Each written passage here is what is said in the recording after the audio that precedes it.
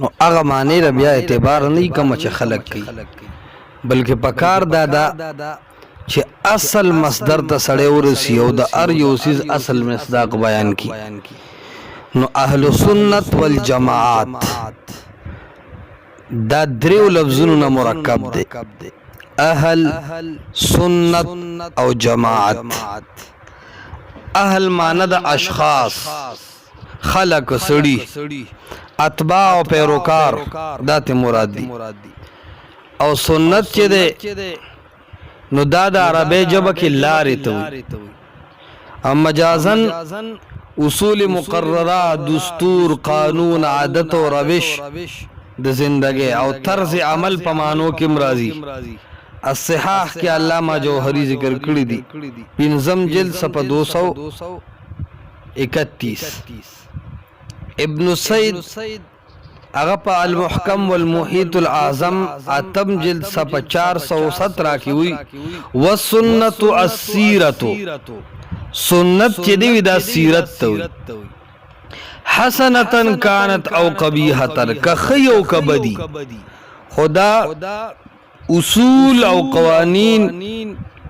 دی ته وی سنت. او بیا د دې لفظ استعمال د نبی علیہ السلام د سنت د پاره دا کثرت سره شروع شوه دی.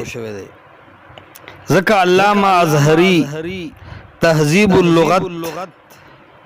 هغه کې وی السنت الطریقه المستقیمه المحموده. سنت نه مطلب او د سنت نه مراد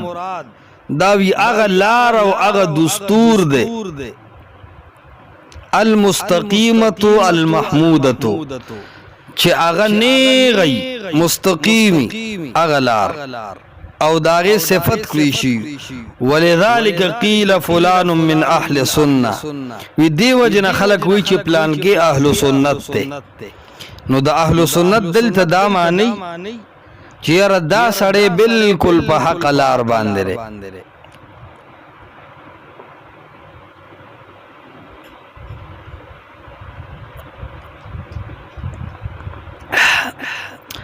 امام زبیدی رحمت الله علیه وضاحت کی، هغه وی مونږ زیات تر دا وایو چې پلان کې اهل سنت دی. تاج العروس هغه کی وضاحت کی صفحه 244. هغه وی مطلب د دې خبر دا دی چې پلان کې اهل سنت دی، معناهم من اهل الطریقه المستقیمه المحموده. د اهل سنت دا معنی نه چې دا خد او بندې دی او خپلان کې دی او خپلان کې دی. د اهل سنت معنی دا وی چې من اهل الطریقه المستقیمه المحموده، دی په نیغه لار باندې روان دی او په هغه لار روان دی د کوم لار چې صفاتونه کړی شوی دي، یعنی بدعتي نه دی، مشرک نه دی او اهل الهوا نه دی. امام ابن اسیر جزری رحمت الله علیہ په دې باز کوي النهایه فی غریب الحدیث جلد 2 صفحه 328. هغه وی اذا اطلقت فی الشرع، کله چې اهل سنت کی شریعت کې وارد شي، شرعي امور کې د دین په مسله کې، فانما يراد بها ما امر به النبي صلی الله علیه وسلم ونهى عنه. نو مراد ته نه هغه عملی چې دا سنت طریقه ده، یعنی چې رسول الله صلی الله علیه وسلم د یو کار حکم کړي یا د یو کار نه منی کړي، وندب الیه قولا وفعلا مما لم ينطق به الكتاب العزیز. هغه یو کار او فعل طرف ته رسول الله ترغیب ورکړي، اگر چې قران کې داغه تصریح نه، لیکن رسول الله صلی الله علیه وسلم یو کار کړي یا هغه ته ترغیب ورکړي او سو کې کینو دک سړی اهل سنت دی. خو چې یو کار نه الله حکم کړی دی نه د رسول الله صلی الله علیه وسلم طریقه ده او ته کې ځان ته اهل سنت وینو، د اهل سنت نه دی، هم دې ته وی اهل الحلوا والحانک. دیو جن سنن ابي داود کتاب السنه التکی یو باب تړي وی باب فی لزوم السنه، 4607 نمبر حدیث راضی الد رسول الله صلی الله علیه وسلم د ارشاد د معلومیږي چې خلفای راشدین چې کومو